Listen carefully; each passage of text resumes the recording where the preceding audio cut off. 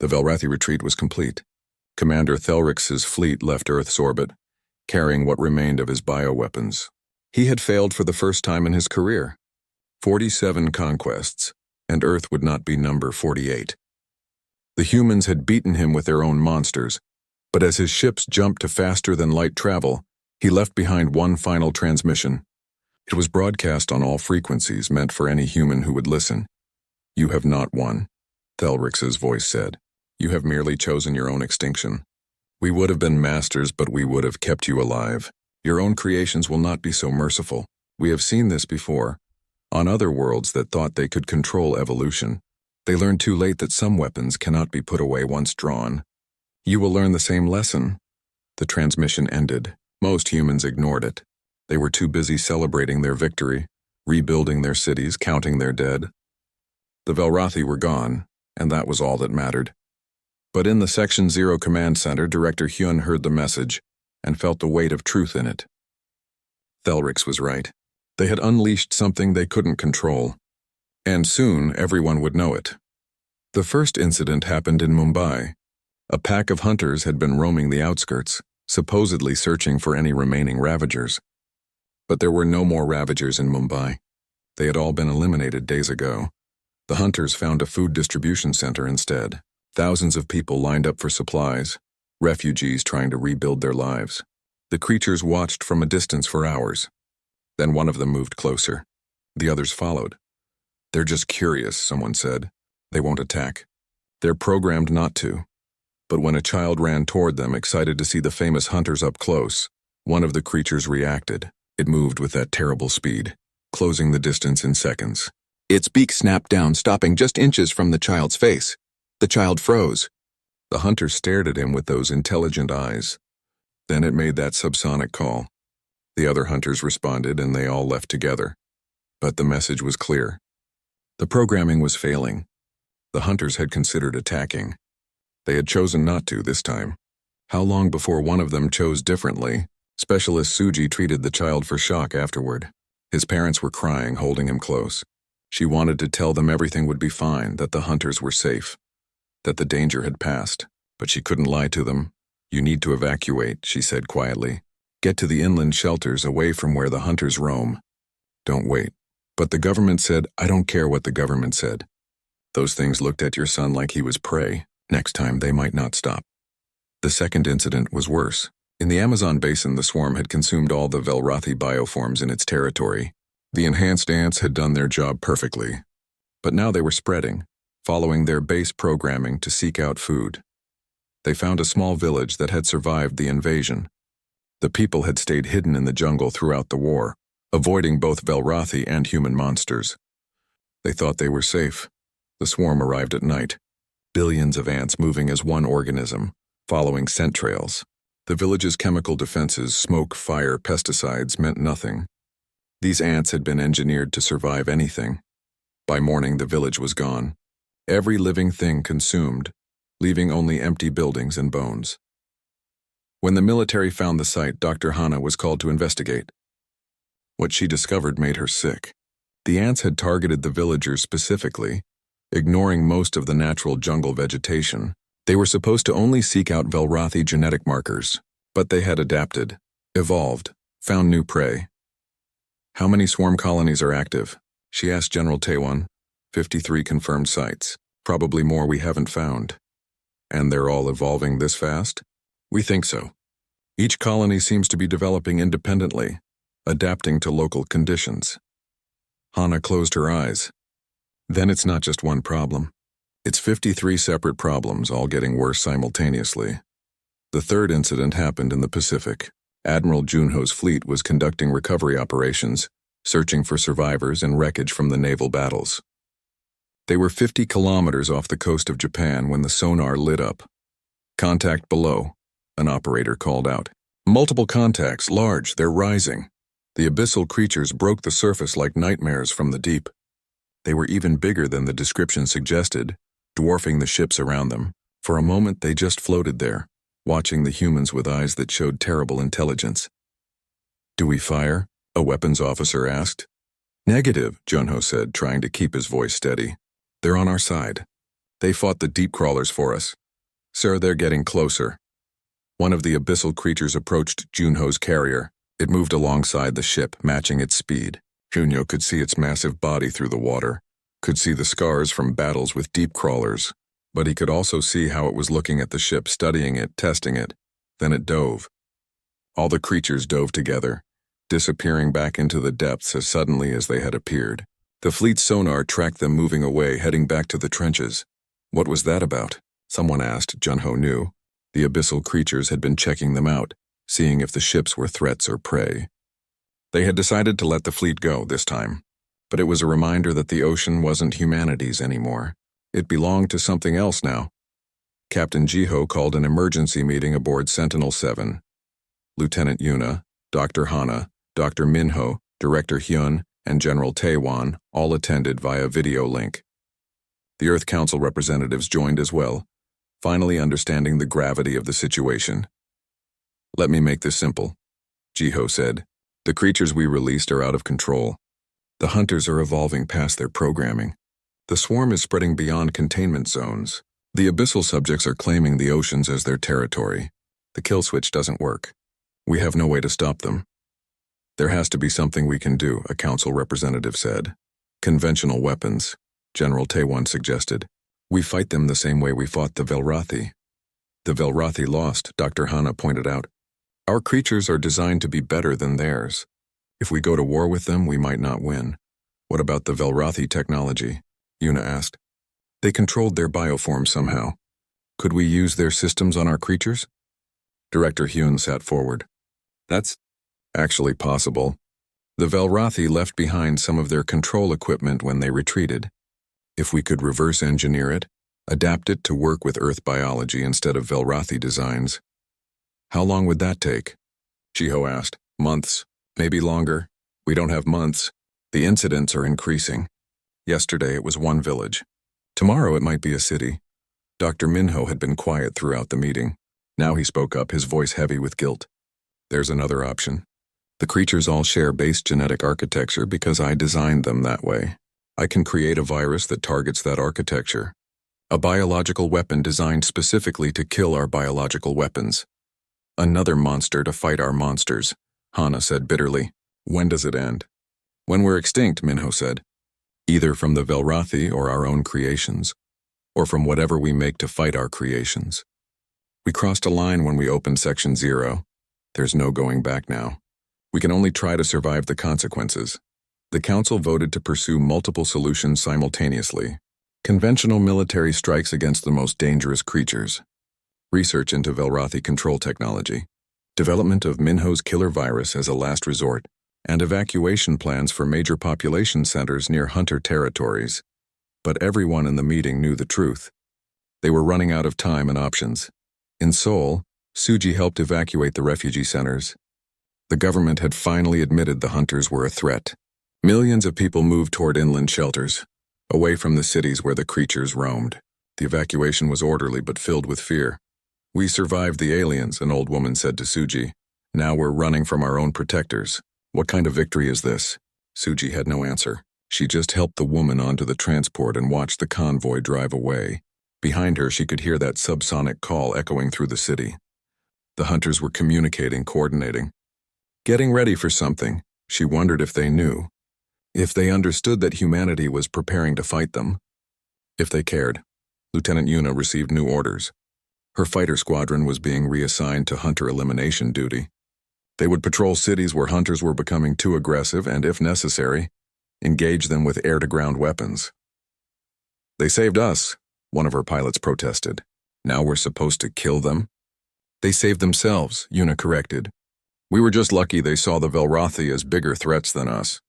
"That's changing. When they start seeing us as prey, we need to be ready to defend ourselves." She didn't say what they were all thinking, that fighting the hunters would be harder than fighting ravagers, that these creatures learned from every encounter, that every battle would make them smarter, more dangerous. In his laboratory, Dr. Minho worked on the killer virus. The genetic code came together slowly, molecule by molecule. The hunters attacked from 6 directions simultaneously. Their beaks punched through. The ruins of Seoul had become a hunting ground. Yuna flew her fighter low over the city, watching the battle below through her cameras. The hunters moved through the destroyed streets like ghosts, perfectly coordinated. Every time a Ravager appeared, they struck from multiple angles. The alien creatures never stood a chance. "This is incredible," her wingman said over the radio. "The hunters are wiping them out." "Too incredible," Una muttered. She had seen enough combat to know when something was wrong. The hunters weren't just killing Ravagers, they were learning. Each encounter was faster than the last. They were adapting their tactics in real time, finding weaknesses in the Velrathi armor and exploiting them with surgical precision. Below, one pack of hunters cornered 3 Ravagers in what used to be a shopping district. The alien creatures tried to form a defensive circle, but the hunters had already figured out that tactic. They feinted from one direction, drew the Ravagers' attention, then struck from behind. It was over in seconds. What worried Una was what happened next. The hunters didn't move on to find more prey. They stopped and examined their kills, almost like they were studying them. Then they called to other packs, that strange subsonic sound carrying across the city. Within minutes, dozens of hunters gathered at the site. Are they learning from each other? Una's wingman asked. I think so, and that wasn't in the mission briefing. At the Section 0 facility, Dr. Minho watched the same footage with growing concern. The hunters were evolving faster than any projection predicted. They had been in the field for less than 18 hours and already they were showing behaviors that should have taken weeks to develop. "We need to run new models," he told his team. "Current evolution rate is exceeding parameters by at least 300%. Dr. Hanna joined him at the monitoring station. She had been studying the data from all deployment zones. It's not just the hunters. The swarm is showing similar acceleration. They're developing new pheromone signals that weren't in the original programming. And the abyssal creatures." She pulled up underwater footage. "Look at this." The video showed one of the abyssal protocol subjects in the Pacific.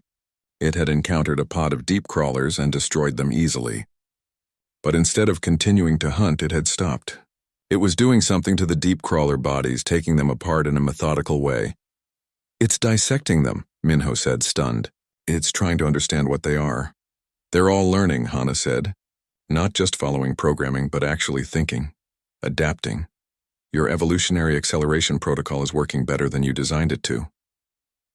"That's the problem," Minho said quietly. "If they're evolving this fast, how long before they evolve past the kill switch?" In the Pacific Ocean, the abyssal creatures had claimed the deep trenches as their territory. Any deep crawler that entered their zone was destroyed. Admiral Junho watched from his carrier as the underwater sensors tracked the battles. The Velrathi bioforms were being driven back toward shallow water, away from the depths. "Sir, we're detecting unusual activity in the Mariana Trench," a sonar operator reported. "Multiple abyssal subjects gathering in one location. Why would they do that?" Junho asked. "They're supposed to hunt independently." "Unknown, sir. But there are at least 15 of them together now." Junho felt ice in his stomach. If the abyssal creatures were gathering, coordinating somehow, that meant they were more intelligent than anyone thought. And intelligence in a predator that size was terrifying.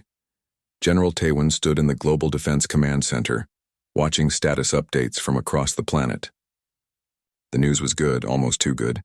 Velrathi bioform casualties were catastrophic. The Ravagers were being hunted to extinction. The deep crawlers were fleeing the oceans. Even the sky wraiths were falling in record numbers. Earth was winning. So why did he feel like they were making a terrible mistake?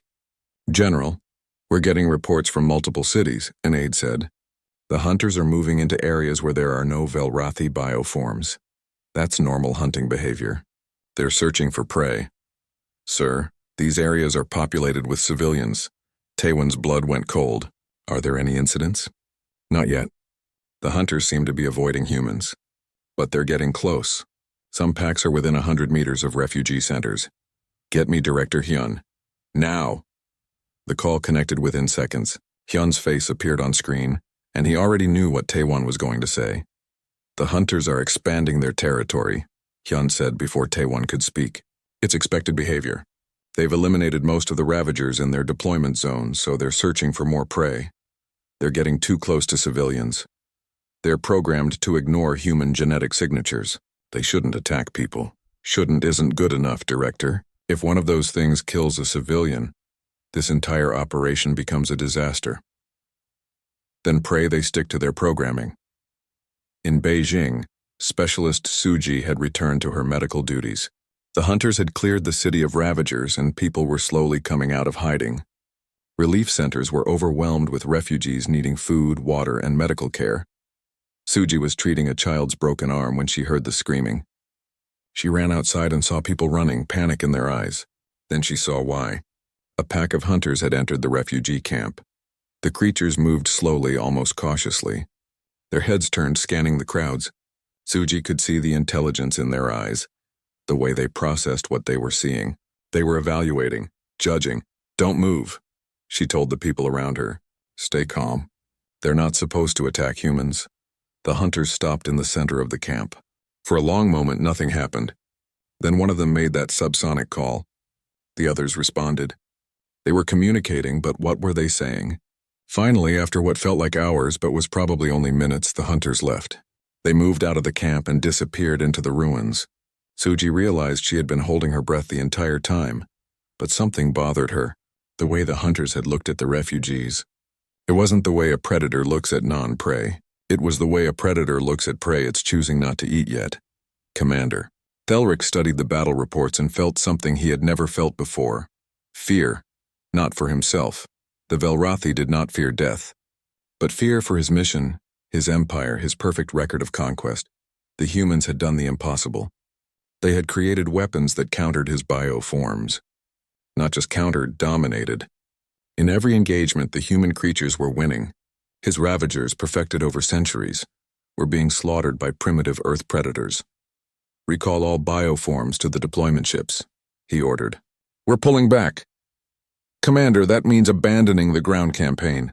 The ground campaign is already lost. We need to preserve what forces we have and develop new strategies." Thelrix pulled up tactical displays. "The humans think they've won. Let them believe it. When they relax, when they think the danger has passed, we'll strike again, with something they can't counter." But even as he gave the orders, doubt gnawed at him. The humans had surprised him once. What if they could do it again? Dr. Minho ran through the genetic data for the 100th time. The kill switch code was still there in the hunter's DNA. It should work. When they broadcast the termination signal, the hunter's accelerated metabolism should trigger a cascade failure. They would simply stop functioning, should. That word kept haunting him. "We need to test it," he told Dr. Hana. "Pick one pack in an isolated area and activate the kill switch. Make sure it works." They chose a hunter pack in the Australian outback, far from any population centers. The 6 hunters were resting after eliminating a group of ravagers. Mino activated the kill switch signal from orbit using a satellite uplink. For 10 seconds, nothing happened. Then the hunters stirred. They stood up, heads turning toward the sky as if they could sense the signal. One of them made that subsonic call. Then they went back to resting. "It didn't work," Hana whispered. "It can't not work," Minho said, but his voice shook. "Try again. Increase signal strength." They tried 3 more times. Each time, the hunters simply ignored the kill switch. They had evolved past it. The genetic failsafe that was supposed to let humanity control these creatures was useless. "We have to tell the council," Hana said. "Tell them what? That we released monsters we can't stop? That the creatures saving us might decide to turn on us and there's nothing we can do about it? They have a right to know." Minho sat down heavily. "The Velrathi are already retreating. In a few days, maybe a week, all their bioforms will be gone. The hunters will have no prey left. What do you think they'll do then?" Hana didn't answer. She didn't need to. They both knew what would happen when the hunters ran out of alien prey. They would look for something else to hunt. Captain Jiho received the classified report from Section 0. He read it 3 times, hoping he had misunderstood. But the message was clear. The kill switch had failed. The hunters could not be deactivated. He thought about the people in Seoul, in Beijing, and every city where hunters roamed. They thought they were safe now. They thought the monsters were on their side. Jiho pulled up the deployment map. 300 hunters across the globe. Billions of enhanced ants in the swarm colonies. Dozens of abyssal creatures. The Section 0 facility hummed with activity as scientists prepared for something they had hoped would never come. Dr. Minho Bai stood in his laboratory, watching genetic sequences scroll across multiple screens. He had spent 15 years of his life creating the most dangerous organisms humanity had ever conceived. Now he was about to set them loose on the world. "The hunters are ready," he reported to Director Hyun. "We've run final behavioral tests. They respond to the control frequencies as designed. Aggression levels are optimal."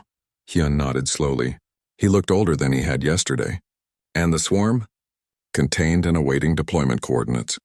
Once released, they'll establish a hive within hours.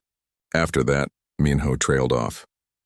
"After that, we pray the kill switch works," Hyun finished. "What about the abyssal subjects?" Minho's expression darkened. "That's more complicated. We've never been able to test them properly. They're too large, too aggressive. The moment we brought them up from the deep trenches, they tried to break containment. We're keeping them sedated, but I'm not confident we can control them once they're awake and in the field." "We don't need to control them," a new voice said. General Taewon entered the laboratory, with Captain Jiho and Dr. Hana close behind. "We just need to point them at the enemy and get out of the way."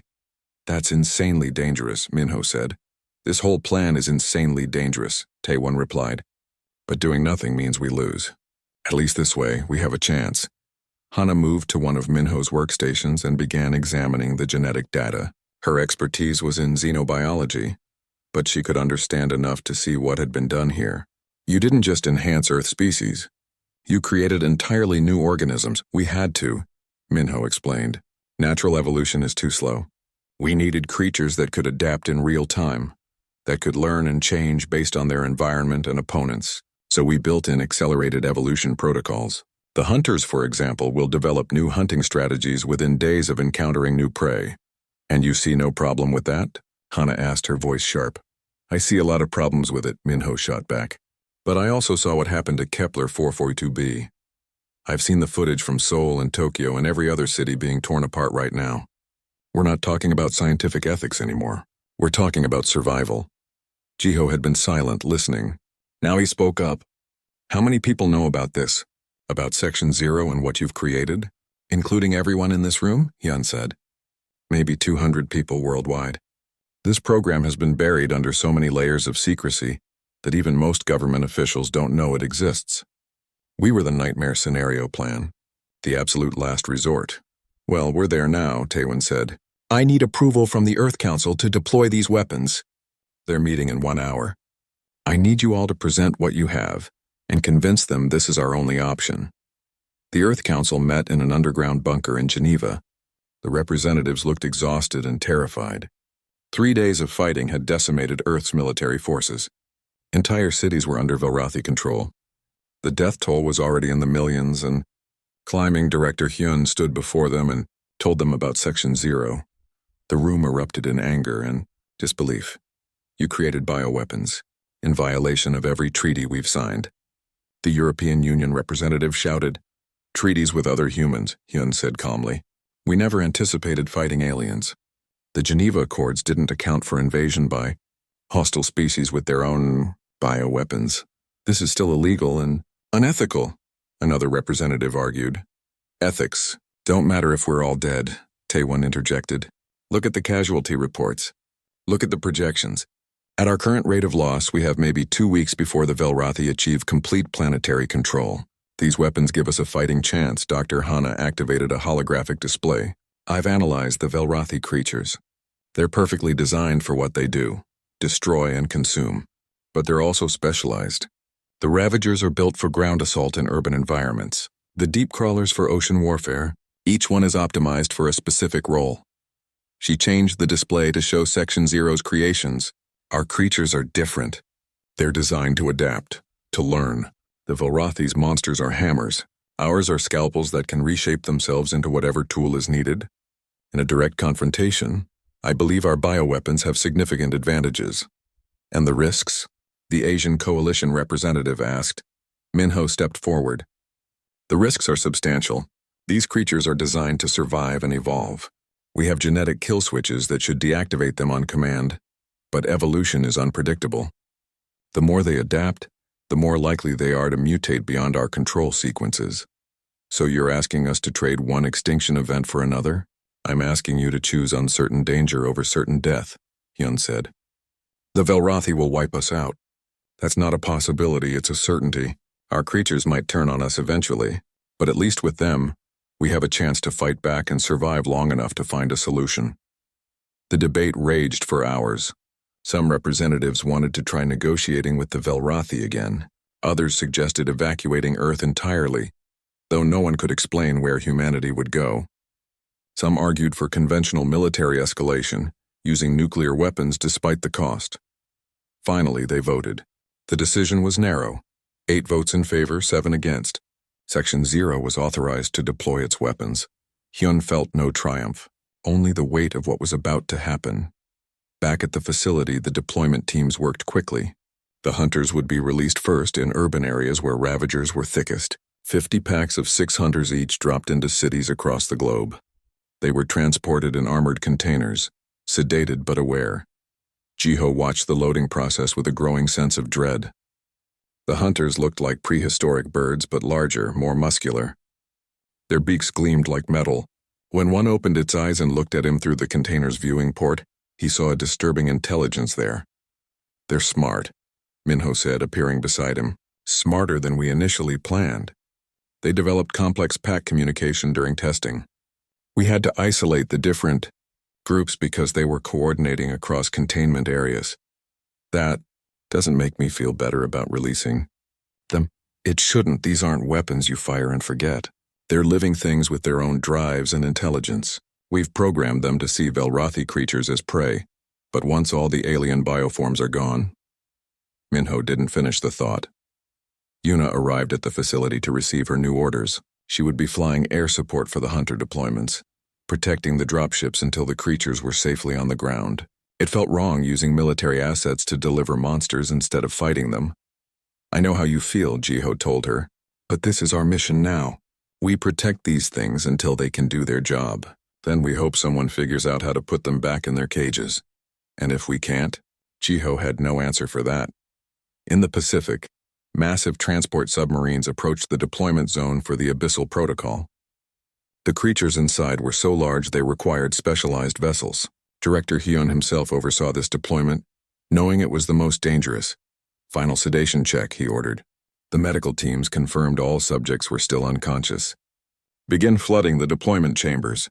Once they wake up in the water, release the targeting pheromones. With luck, they'll go straight for the deep crawlers." "And without luck?"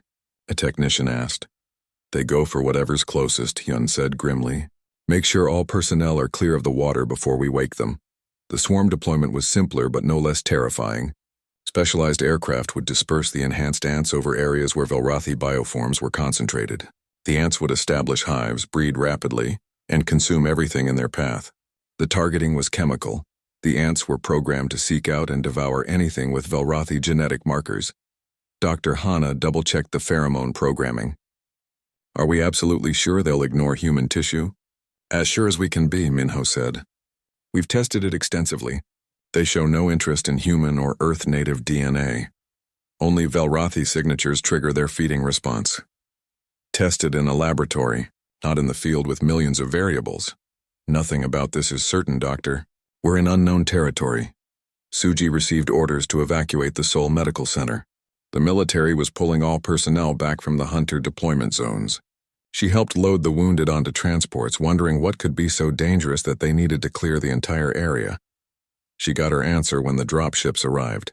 She watched from a distance as the containers opened and the hunters emerged. For a moment, they just stood there looking around with those eerily intelligent eyes. Then they caught the scent of Ravagers. The transformation was instant. The hunters went from still to moving at full speed in a heartbeat. They didn't charge blindly. They spread out, coordinating without any visible signal. 3 hunters went high, using rubble for vantage points.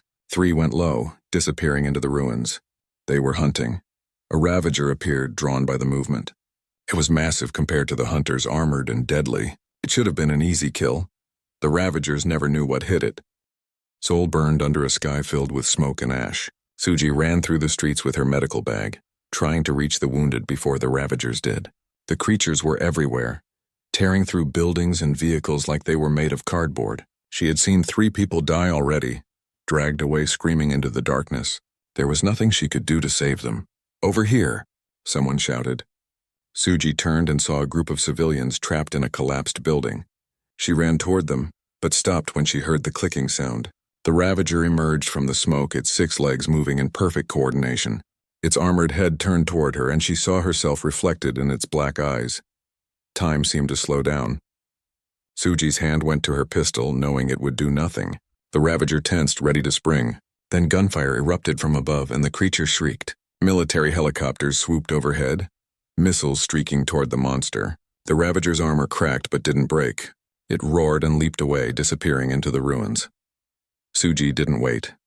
She ran to the trapped civilians and started pulling them free. Her hands were shaking so badly she could barely hold her equipment, but she kept working. This was all she could do, save who she could save. Try not to think about all the ones she couldn't. Above the clouds, Yuna Kim flew her fighter through a nightmare. The Velrathi had released new creatures called Sky Wraiths, flying monsters that hunted aircraft like predators chasing prey. They were fast, deadly, and impossible to shake once they locked onto a target. Break left.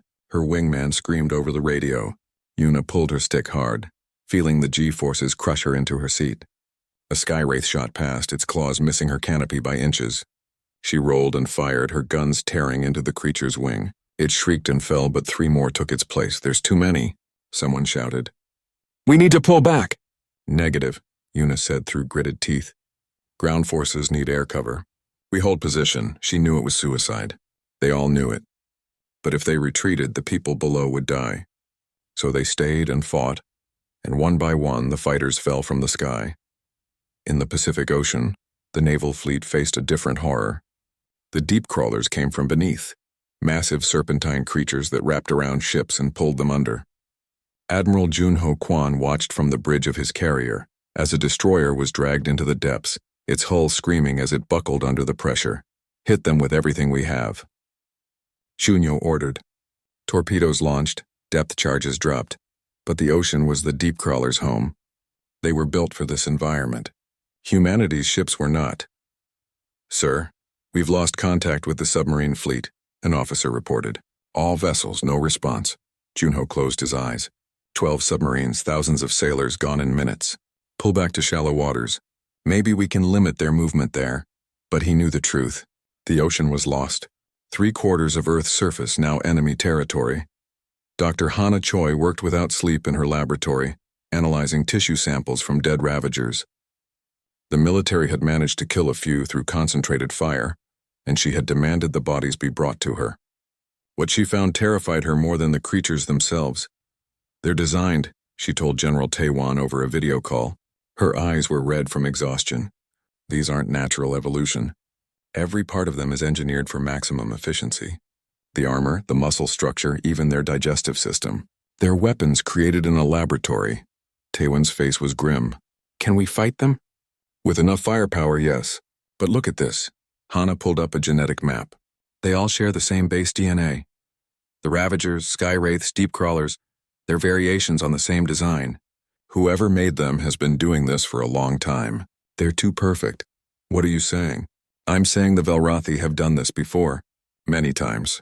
They've refined these creatures through trial and error, probably on dozens of other worlds. We're not fighting an invasion force. We're fighting a proven system." Taewan was silent for a moment. "Then we need a new system. Something they haven't seen before." "Like what?" "I don't know yet. But I'm about to find out." After the call ended, Taewan made another one. This call went through 7 layers of encryption to a facility that officially didn't exist. When the face appeared on screen, it was older than Taewan expected. Director Hyun Kwan looked like he hadn't slept in decades. "General," Hyun said quietly, "I wondered when you would call." "Section 0, Taewan said. "I want to know if the rumors are true." "That depends on which rumors you've heard. That the bioweapons program never actually shut down. That somewhere in a black site facility, scientists have been creating things that would make the Geneva Accords look like a suggestion." Hyun was silent for a long moment. "What if I said yes? Then I would ask you to show me what you have. Because right now we're losing this war." Hyun's expression didn't change. "You understand what you're asking? The things we've created, they're not conventional weapons. Once deployed, they can't be easily recalled. They're designed to survive, to adapt, to hunt.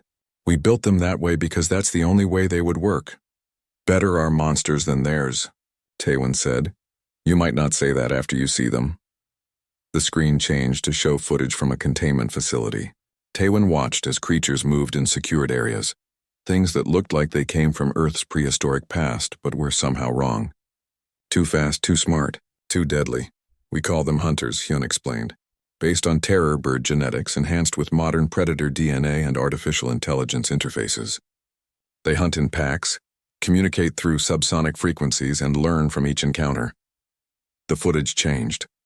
The swarm, enhanced army ants with corrosive secretions and hive mind coordination. Once deployed in an area, they consume all biological matter within days.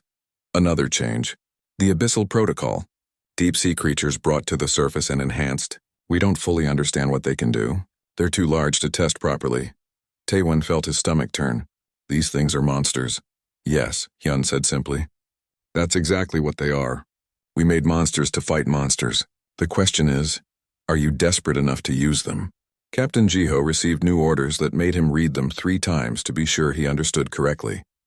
Report to Section 0 facility for briefing. Classified clearance level required.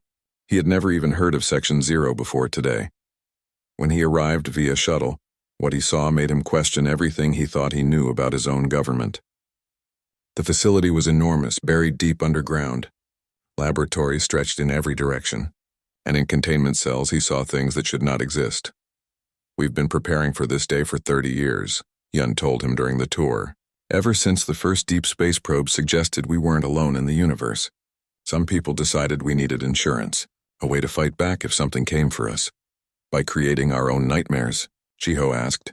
By refusing to be helpless. Hyun stopped in front of a massive containment cell. Inside, something moved in the shadows. The Velrothi think they know humanity. They think we're primitives with guns and missiles. They have no idea what we're really capable of when we're cornered. What are you proposing? We release our creatures.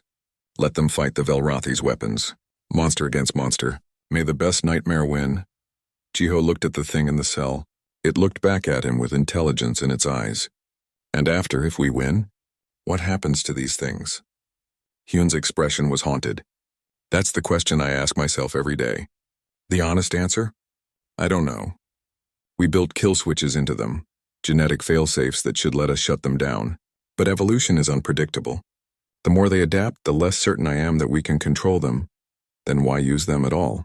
Because the alternative is extinction. I'll take uncertain danger over certain death. Back in Seoul, Suji pulled another survivor from the rubble. The Ravagers were getting bolder, coming closer to the emergency centers. The military was fighting hard, but they were being pushed back street by street. Soon there would be nowhere left to run. She looked up at the smoke-filled sky and wondered if anyone was coming to help, if anyone had a plan to stop this, or if this was just how humanity ended, torn apart by monsters from the stars while the whole universe watched. In orbit, Commander Thelrix monitored the invasion's progress. Everything was proceeding as planned. Earth's military was brave but outmatched. Their cities were falling. Their oceans were conquered. In a few more days they would have no choice but to surrender. He had done this 47 times before. It always ended the same way. The primitives fought, they died, they surrendered. Then the real work began, stripping their world of resources, integrating their populations into the empire. But something bothered him. The humans were losing, but they weren't giving up. Even as their cities burned, they kept fighting. It reminded him of something he had seen once before, on a world that had cost the Velrothi dearly. He pushed the thought away. Humans were nothing special.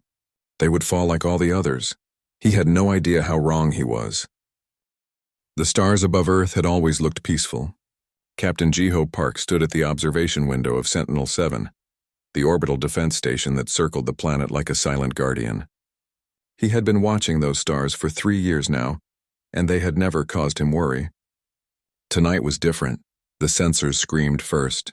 Then came the visual confirmation that made his blood run cold. Ships, hundreds of them, they emerged from the darkness of space like ghosts, their hulls reflecting Earth's sun in strange, twisted ways. Jiho had never seen anything like them. Nobody had. Get everyone to battle stations, Jiho said quietly. His voice was calm, but his hands gripped the railing hard enough to hurt. And wake up, command. Tell them we have visitors. Lieutenant Yuna Kim rushed to his side. She was younger than Jiho, faster and always ready for a fight. Her fingers flew across the console as she tried to get more information about the alien fleet. Captain, they're massive. Each ship is at least twice the size of our largest carriers. Can we talk to them? Jiho asked. Yuna shook her head. They're broadcasting, but not to us. It's like they're talking to each other. Wait, she stopped suddenly, her face going pale. Sir, they're sending us a message now. The main screen flickered to life. The alien that appeared was tall and thin, with skin that looked like polished metal. Its eyes were too large, too dark, and they seemed to look right through Jiho. When it spoke, the translation software struggled to keep up, creating an odd delay that made everything feel wrong. Humans of Earth, the alien said. Its voice was cold and emotionless. I am Commander Thelrix of the Velrathi Empire. Your world has been selected for integration. You will surrender all military assets within 12 Earth hours. Resistance will result in your extinction. The screen went black before Jiho could respond. That's it? Yuna said, her voice rising. They just show up and tell us to give up? Jiho didn't answer. He was already calling Earth Command, already preparing for what he knew would come next. Nobody surrendered to threats like that. Humanity didn't work that way. He had studied enough history to know that much. On Earth, Dr. Hana Choi received the same message in her laboratory. She was a scientist, not a soldier, but she understood what this meant. The Velrathi weren't here to talk or trade. They were conquerors. She pulled up every piece of data her team had on alien biology, even though none of it would help. They had never encountered real aliens before. Everything in her database was just theory and guesswork. Dr. Choi, her assistant called out. There's something happening at Kepler 442b. Hana's heart sank. Kepler 442b was Earth's first successful colony world. 50,000 people lived there, farming and building a new civilization light years from home. She pulled up the colony's live feed and immediately wished she hadn't. The sky above the colony was filled with falling objects. They looked like meteors at first, but they didn't burn up in the atmosphere. They slammed into the ground intact, and when they hit, they opened. Things crawled out. The camera feed showed creatures that looked like nightmares made real. They were huge, easily 12 feet tall, covered in armor-like plates that reflected the colony's lights. They moved on 6 legs, fast and aggressive, and they had too many teeth. The colonists tried to run, but the creatures were faster. Hana watched in horror as the monsters tore through the colony's defenses like they were made of paper. Guns fired, but bullets bounced off the armored hides. Explosions slowed them down but didn't stop them. Within minutes, the first screams began. Within an hour, the feed went dead. They're all gone, Hana whispered. She felt sick. 50,000 people just gone. The United Earth Council met in emergency session. General Taewon Shin stood before the representatives, his face hard as stone. He had seen the same footage from Kepler 442b. He knew what they were facing. The Velrathi have given us a demonstration of their power, Taewon said. They want us to be afraid. They want us to surrender without a fight. He paused, looking at each council member in turn. I recommend we refuse. Some council members agreed immediately. Others hesitated. The debate raged for hours. Finally, they voted.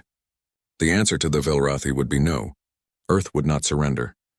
Jiho received the orders aboard Sentinel-7. He expected them, but they still made his chest tight with fear. His station was the first line of defense. When the Velrathi attacked, his people would be the first to die.